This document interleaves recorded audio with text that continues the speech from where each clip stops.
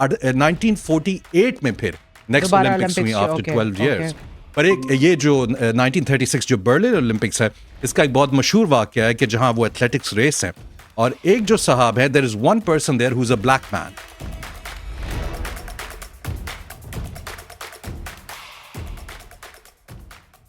USA, man, the United States, as always, is right now at the top of the leaderboard of the gold medals. And that has been the case for many decades. In fact, मैं कल ही देख रहा था कि through the last 100 years, पिछले 100 साल में कौन-कौन से ममालिक हैं जो कि टॉप रहे हैं.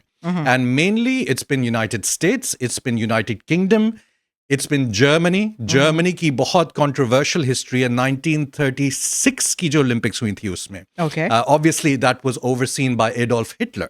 Oh. और उसमें जो अच्छा? थे, yes. अच्छा, हिटलर ने ओलंपिक्स भी कराई हिटलर ने थी? ओलंपिक्स कराई थी और उसके बाद अगले 12 साल तक ओलंपिक्स नहीं हुई थी क्योंकि यूरोप में आपकी दूसरी जंग अजीम चल रही थी ड्यूरिंग दैट टाइम. Okay. जब 1945 सितंबर में दूसरी जंग अजीम खत्म हुई तो फिर उसके बाद 1948 में फिर नेक्स्ट दोबारा ओलंपिक्स हुई Olympics, after okay, 12 years. okay.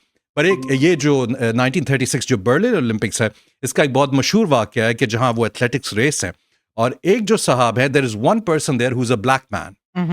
तो एक किस्म की ना वो उसमें बहुत तबकाती तफरीक का भी एलिमेंट था where Hitler was expecting the Germans to win and he would not accept anything else. But wo jo, the black man, I believe he came second and he was hugged by the white man. याद रखे मैं 1936 की बात कर रहा हूँ, Nazi Germany की बात कर रहा हूँ. लेकिन that's less than 100 years ago. Yes. मतलब 100 साल से कम पुरानी बात कर रहे हैं आप. और 100 साल से कम पुरानी बात में अगर ओलंपिक्स एक ब्लैक मैन ने जीता है और वाइट मैन उसको हक कर रहा है तो वो बहुत बड़ी सनसनी मीम बन गया.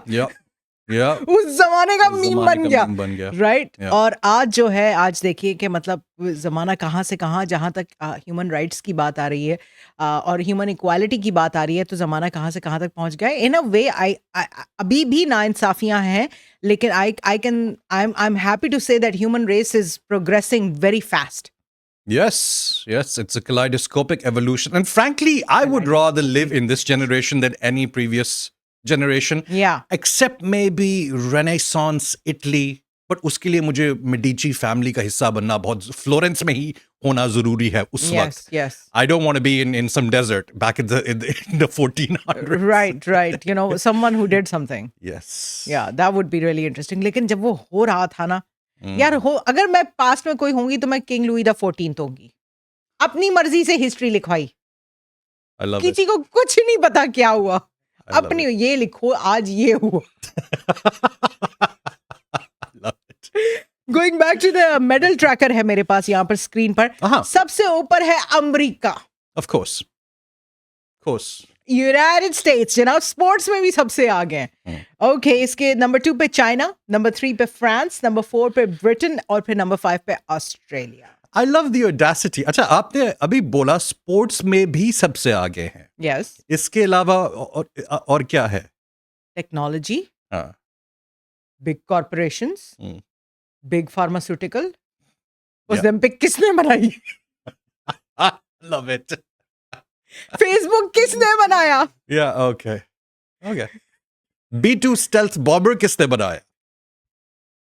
टेस्ला किसने बनाई? Yeah. South Africans.